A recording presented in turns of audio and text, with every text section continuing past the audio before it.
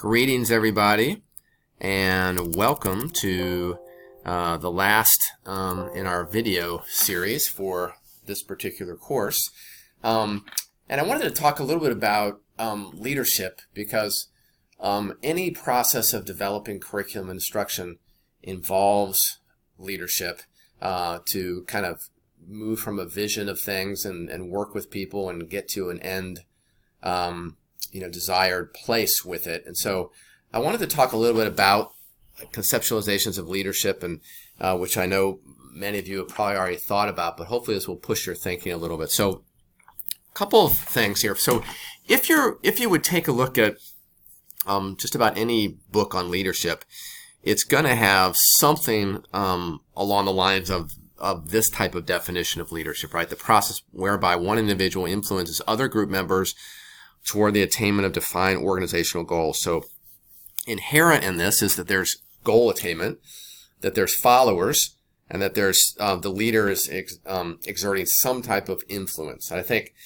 that has certainly changed in terms of conceptualizations of leadership today versus 30 or 40 years ago, where 30 or 40 years ago that influence was by telling people or by forcing people or trying to exert some type of pressure on people to follow. Now the influence is much different, and it's trying to get people to want to follow because they believe in the mission or the goals, and they also believe that they're going to be developed in the process. So this whole conceptualization of leadership has very much changed. So a couple of kind of popular quotes that capture a couple of different aspects of leadership. This is a famous one from Peter Drucker. And he focuses on that effective leadership is all about the results. So this is the ends justify the means type of leadership. If you achieve profit, you're a successful leader. If we get the test scores the way we need to in a school, you are an effective leader.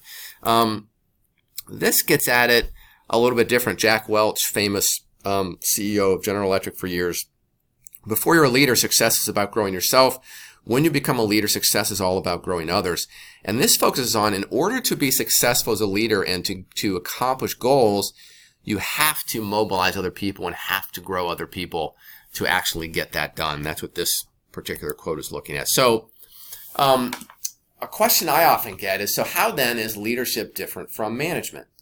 They're related, but they're certainly different. And if we think about the two terms, one probably connotes something more positive than the other. Leadership, probably many people would rather be described as a leader than a manager. A manager just feels different, right? So how are leadership and management different? In the process of addressing this, I think that addresses some of the key features of being an effective leader. So one in the difference here would be management focuses on things and looks inward.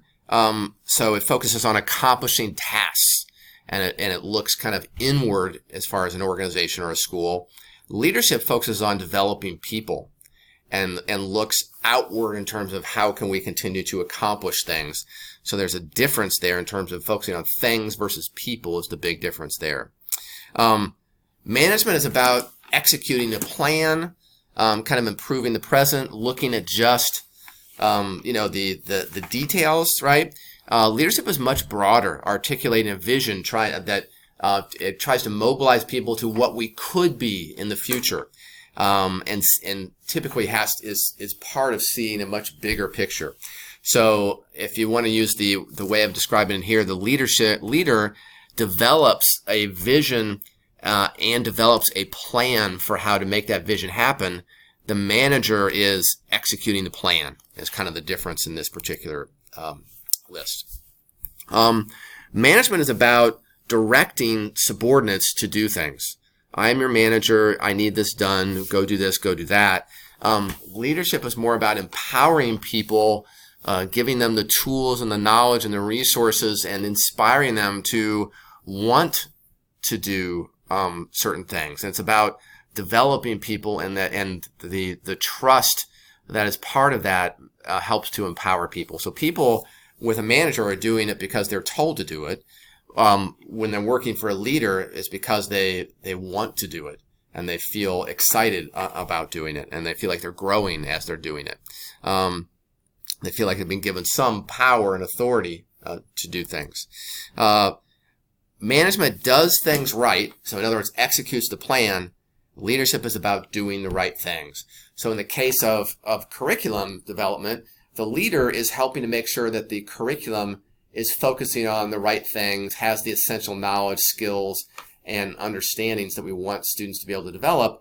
The manager would just be executing whatever the plan is and not considering whether or not it is doing the right things.